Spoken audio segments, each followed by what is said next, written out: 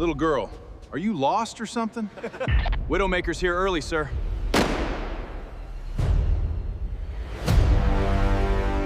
Staff Sergeant Marcus Doyle had exactly one job that morning: keep unauthorized visitors away from the F-22 hangar, and he was about to fail spectacularly at reading the room. He watched a young woman walk in through the side entrance, barely over 5 feet tall, ponytail swinging, a backpack slung over one shoulder like she was heading to class, rather than a restricted flight line. "Hey, this isn't the base tour route," he called out, jogging over. "Visitor center's back that way, past the flagpole." She glanced at him, unbothered. "I'm not on the tour." "Then what are you doing back here? This is an active F-22 hangar. You can't just wander in." "I'm not wandering," she said simply, checking her watch. "I'm early," he laughed, glancing back at a group of pilots gathered near the aircraft. "Early for what, homeroom? No offense, but you look like you should be studying for finals, not standing in a fighter hangar." A couple of the pilots nearby overheard and chuckled. That's when the flight operations officer walked in with a manifest clipboard, scanning the room, and called out a name that made every single pilot in that hangar freeze mid-laugh. "Widowmaker's here early. Good, let's brief." Every pilot in that hangar snapped to attention and saluted at once. Marcus Doyle felt the blood drain from his face as he slowly understood exactly who he'd just compared to a high schooler. Stick around, because what happens over the next 20 minutes of this story is one of the most satisfying reversals we've ever told on this channel. And if you love watching quiet, unassuming people turn out to be exactly the person nobody expected, hit subscribe right now, because we post a new story exactly like this one every single week. Captain Ellie Novak had spent her entire career being underestimated the moment she walked into a room, and by 26, she'd stopped being surprised by it. She stood barely 5'2", had a face people consistently guessed was 10 years younger than her actual age, and carried herself with a quiet, almost unassuming energy that had absolutely nothing in common with the loud, larger-than-life persona most people pictured when they imagined a fighter pilot. It had worked against her constantly in her early career, instructors doubting her physically demanding qualifications, fellow cadets assuming she'd washed out before she'd even started, recruiters occasionally directing her toward administrative roles instead of flight training entirely. None of that had stopped her.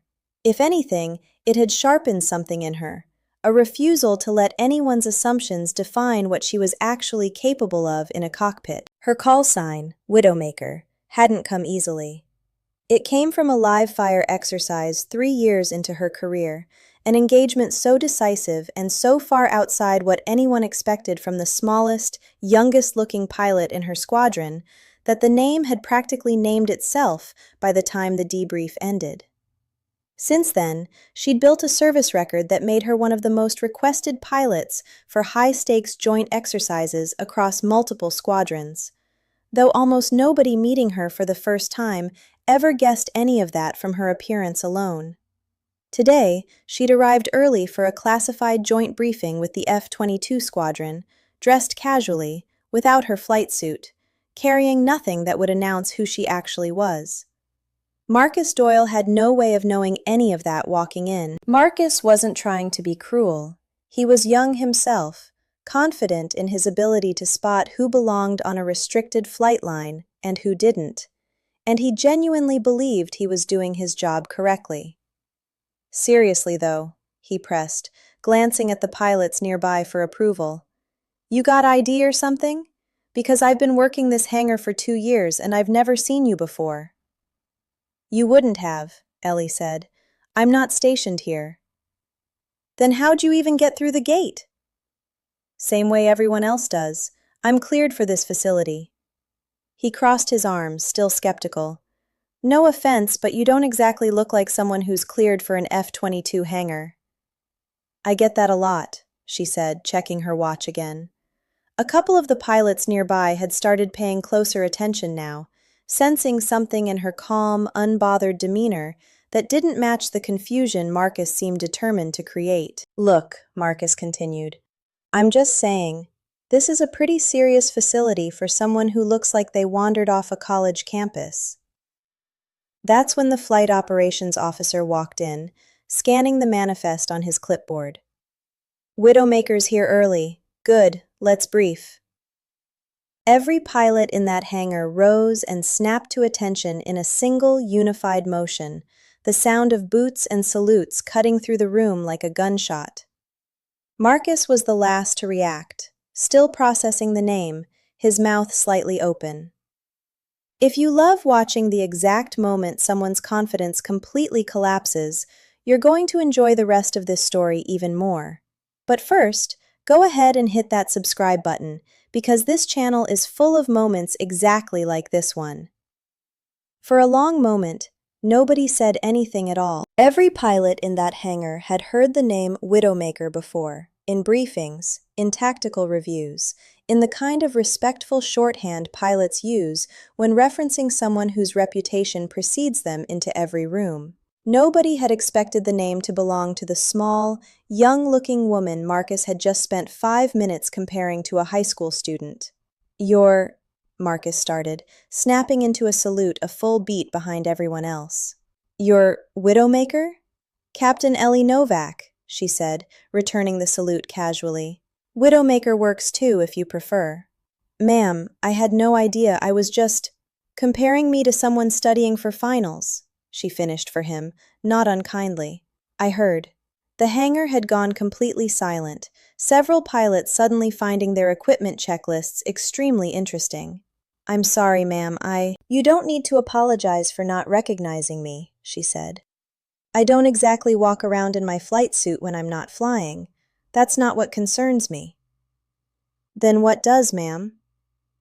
She considered the question, unbothered but direct. "The part where you decided, the second you saw someone small and young-looking walk through that door, that she couldn't possibly belong in a restricted fighter hangar. You didn't ask who I was, Sergeant. You just assumed my appearance told you everything you needed to know." Marcus had no response to that. "I've spent my entire career being underestimated on sight," she continued. "It happened in flight school. It happened in my first squadron, and it's still happening now, apparently, in a hangar you've worked in for 2 years. That's honestly not even the real issue here." "Then what is, ma'am?" "The real issue is you'd have made the exact same assumption about anyone who looked the way I do, regardless of what they'd actually accomplished in this uniform. That instinct is the thing actually worth examining." The joint briefing that followed was, by every account in that hangar, one of the more humbling hours several pilots present would experience that year. Ellie Novak ran through tactical scenarios with the same quiet precision that had earned her call sign in the first place, sharp, detailed, drawing on experience that made it immediately clear exactly why she'd been requested by name for this particular exercise.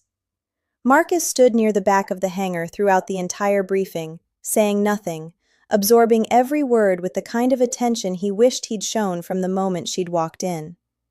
Afterward, he approached her privately, waiting until most of the room had cleared. "Captain Novak, I wanted to apologize properly. Not the version I gave when I was still in shock." "Go ahead." "I judged you based on your height and your age, and decided that meant you couldn't possibly belong in this hangar. That's not the kind of person I want to be in this uniform." She studied him for a long moment. "That's a more honest answer than most people manage, Sergeant." "I've been working this hangar for 2 years," he admitted. "I think I started believing I could tell who belonged here just by looking at them.